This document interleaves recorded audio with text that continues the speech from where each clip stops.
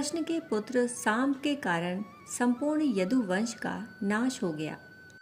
सांब कृष्ण और उनकी दूसरी पत्नी जामवती के ज्येष्ठ पुत्र थे, जिनका विवाह दुर्योधन की पुत्री लक्ष्मणा से हुआ था। जब महाभारत का युद्ध समाप्त हुआ तो गांधारी ने कृष्ण को इसका दोषी मानते हुए यदुकुल के नाश का श्राप दे दिया, जिसे कृष्ण ने सहर्ष स्वीकार कर लिया। हालांकि किसी ने उस समय यह नहीं सोचा था कि कृष्ण के कुल का नाश उनके अपने ही पुत्र सांब के कारण होगा। महाभारत को समाप्त हुए 36 वर्ष बीत चुके थे। एक बार महर्षि दुर्वासा एवं अन्य ऋषि द्वारिका पधारे। ऋषियों का इतना बड़ा झुंड देखकर सांब और उनके मित्रों ने उनसे ठिठोली करने की सोची। उन्होंने सांब को एक स्त्री के रूप में सजाया और उसका मुख ढक कर महर्षि दुर्वासा के पास ले गए। उन्होंने महर्षि को प्रणाम कर उनसे कहा, हे महर्षि, हमारी यह सखी गर्भवती है। आप लोग तो सर्वज्ञानी हैं, अतः भविष्यवाणी करके यह बताइए कि इसे प्रसव में पुत्र होगा अथवा पुत्री।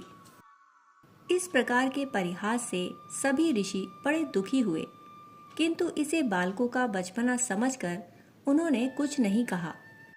किंतु महर्षि दुर्वासा अपने क्रोध पर नियंत्रण न रख पाए। श्राप तो वैसे भी उनकी जिह्वा के नोक पर रखा रहता था। उन्होंने क्रोधित होते हुए कहा, मूर्ख, तू हमसे ठिठोली करता है। जा, तेरी इस सखी के गर्भ से एक मूसल का प्रसव होगा और उसी मूसल से समस्त यदुकुल का नाश हो जाएगा। महर्षि दुर्वासा का यह श्राप सुनकर सभी लोग बहुत डर गए। उन्होंने तुरंत सांब का पेट, जो गर्भवती दिखने के लिए बनाया गया था, खोलकर देखा तो उसमें एक विशाल मूसल मिला। वे सब बहुत घबरा गए और मूसल लेकर अपने आवास पर चले गए। उन्होंने भरी सभा में वह मूसल ले जाकर रख दिया। उन्होंने राजा उग्रसेन सहित सभी को यह घटना बताई।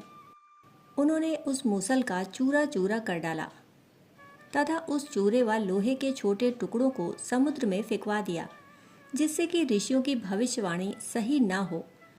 परंतु उस टुकड़े को एक मछली ने निगल लिया और चूरा लहरों के साथ समुद्र के किनारे आ गया और कुछ दिन बाद एरक नामक एक प्रकार की घास के रूप में उत्पन्न हो गया।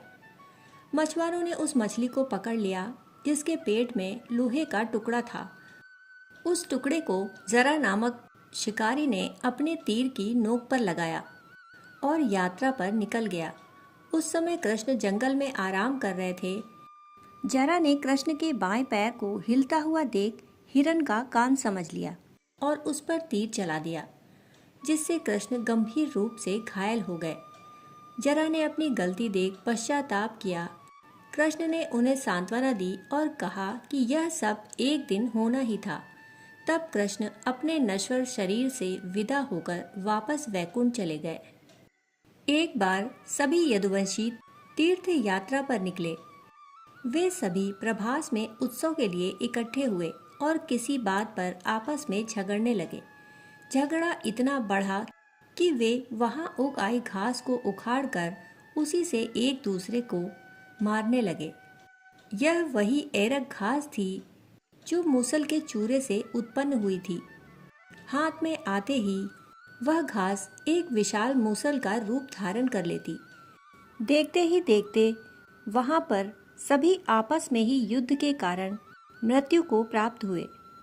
इस प्रकार लोहे के मूसल के द्वारा यदुकुल पूरी तरह विनष्ट हो गया। कहानी सुनने के लिए आप सभी का बहुत बहुत आभार। फिर मिलते हैं ऐसी ही पौराणिक कहानी के साथ। तब तक के लिए धन्यवाद।